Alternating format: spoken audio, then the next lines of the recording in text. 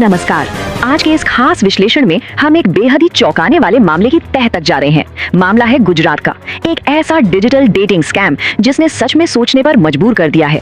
देखा जाए तो टेक्नोलॉजी ने हमारी जिंदगी बहुत आसान कर दी है ना? लेकिन यही तकनीक जब गलत हाथों में पड़ती है तो कितनी खतरनाक हो सकती है, ये आज हम देखेंगे। फेक आईडी, एआई से बनी तस्वीरें और शादी के झूठे वादे, आजकल इन सब का डेटिंग की दुनिया में एक खौफनाक हथियार की तरह इस्तेमाल हो रहा है। हम हर दिन न जाने कितनी ऑनलाइन प्रोफाइल्स देखते हैं, उन पर भरोसा करते हैं और उन्हें राइट स्वाइप भी कर देते हैं। लेकिन क्या वो प्रोफाइल्स वाकई असली हैं? सच कहूं तो स्क्रीन के उस पार असल में कौन बैठा है, ये जानना अब एक बहुत बड़ा चैलेंज बन गया है। और यही हमारी आज की इस कहानी का सबसे बड़ा सवाल भी है। अब जरा इस फर्क पर गौर करते हैं।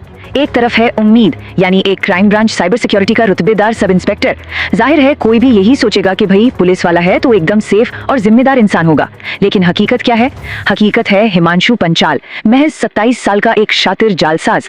सोचिए, एक आम से इंसान ने इतनी आसानी से एक झूठी लेकिन इतनी दमदार पहचान कैसे बना ली? और ये धोखा सिर्फ एक आध जगह तक सीमित नहीं था। शादी.com और जीवन साथी जैसी मैट्रिमोनियल साइट से लेकर बम्बल, हिंज और यहाँ तक कि इंस्टाग्राम तक, इंटरनेट का ऐसा कोई कोना नहीं बचा जिसे इस शख्स ने अपना हथियार न बनाया हो। इसका सीधा सा मतलब ये है कि ये खतरा हर उस प्लेटफॉर्म पर मौजूद है जहां हम रोजाना स्क्रॉल करते हैं। तो चलिए अब इस विश्लेषण के पहले हिस्से की तरफ बढ़ते हैं। नकली पुलिस वाला कैसे तैयार हुआ और कैसे बिल्कुल शून्य से एक ऐसा भ्रम पैदा किया गया जिस पर सबने यकीन कर लिया। आइए इस धोखे के टूलकिट को जरा डिकोड करते हैं। ये सब रातों रात नहीं हुआ। सबसे पहले इस्तेमाल हुआ हाईटेक डिजिटल चालों का, यानी एआई की मदद से पुलिस की वर्दी वाली एकदम असली दिखने वाली तस्वीरें बनाई गई। दूसरा कदम था कैनवा जैसे फ्री डिजाइनिंग एप्स पर फर्जी आईडी कार्ड बनाना। और फाइनली तीसरा कदम, डिजिटल दुनिया से बाहर निकलकर बाजार से असली जैसी दिखने वाली पुलिस एक्सेसरीज खरीदना, ताकि किसी को रत्ती भर भी शक ना हो। सबसे ज्यादा डराने वाली बात तो ये है कि ये फर्जीवाड़ा करने वाले टूल्स कितनी आसानी से मिल जाते हैं। बस साधारण से स्टैंप और सिग्नेचर मेकर मोबाइल ऐप्स का इस्तेमाल किया और भारत सरकार या क्राइम ब्रांच साइबर सिक्योरिटी लिखे फर्जी आईडी कार्ड तैयार। मतलब जिन सरकारी कागजातों को इतना पक्का माना जाता है, उन्हें कुछ आम फोन ऐप से चुटकियों में बना लिया गया। ये सच में रोंगटे खड़े कर देने वाला है। सिर्फ इंटरनेट पर ही नहीं, इस इंसान ने असल जिंदगी में भी अपना पूरा भौकाल बना रखा था। लोगो, वो लाल वाली पुलिस बेल्ट, चमकदार बैज, पुलिस की टोपियां और अशोक स्तंभ वाले स्टिकर। पुलिस का कहना है कि ये सारी चीजें उसने लोकल मार्केट से खरीदी थी, ताकि जब वो किसी से फेस टू फेस मिले तो सामने वाले को पूरा यकीन हो जाए। और सच कहूं तो इसी एक चीज ने उसके इस ऑनलाइन ड्रामे को एक बेहद खतरनाक हकीकत में बदल दिया। अब आते हैं दूसरे हिस्से पर, धोखे का ये लंबा सिलसिला और इस भावनात्मक और वित्तीय धोखाधड़ी का असली पैमाना कितना बड़ा था। चलिए इसे समझते हैं। 20 से भी ज्यादा, जी हाँ बिल्कुल सच, सिर्फ 6 महीने के इस छोटे से वक्त में इस जालसाज ने शादी का झूठा सपना दिखाकर 20 से भी ज्यादा महिलाओं को अपना शिकार बना लिया। ये आंकड़ा ही अपने आप में इस पूरे स्कैम के खौफनाक सच को चीख चीख कर बयां कर रहा है। चलिए देखते हैं कि आखिर पैसों की ठगी हुई कैसे। न्यू वॉच की एक पीड़िता से पूरे 50,000 रुपए ऐंठ लिए गए। बहाना क्या था कि उसे अपनी जमानत के लिए पैसों की सख्त जरूरत है। दरअसल साल 2025 में उसे मुंबई में एक असली केस में गिरफ्तार किया गया था और उसी असली गिरफ्तारी की कहानी को मिर्च मसाला लगाकर उसने एक दूसरी महिला से पैसे ठग लिए। क्या दिमाग लगाया है! और ये सिलसिला यही नहीं थमा। नरोडा की रहने वाली एक महिला को तो 1.8 लाख रुपए का भारी नुकसान उठाना पड़ा।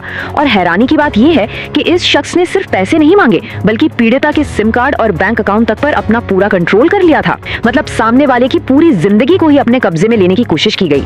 यहाँ जज्बातों के साथ खिलवाड़ करने का एक और क्लासिक उदाहरण मिलता है।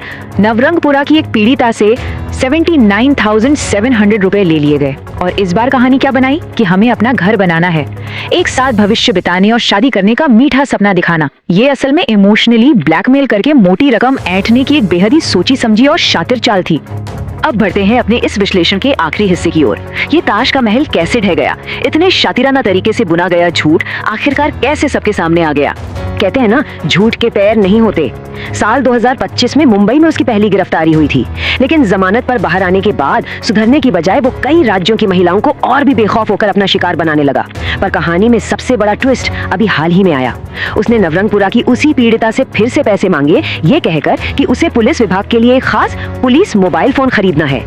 बस ये अजीब सी मांग सुनते ही महिला का माथा ठनका, पड़ताल हुई और फिर सारा का सारा कच्चा चिट्ठा खुल गया। शिकायत मिलते ही अहमदाबाद क्राइम ब्रांच ने छापा मारा और 40,000 रुपए कैश के साथ साथ वो सारे फर्जी पुलिस वाले प्रॉप्स भी जब्त कर लिए। पुलिस अधिकारियों का ये बयान पूरी स्थिति को एकदम साफ कर देता है। उनके मुताबिक ये कोई गलती या इत्तेफाक नहीं था।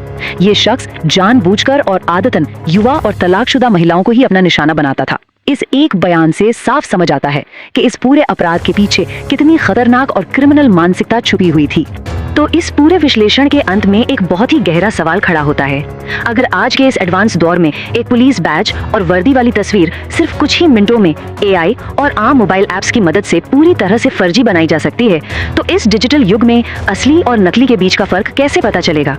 हम इंटरनेट पर किसी पर भरोसा कैसे करेंगे?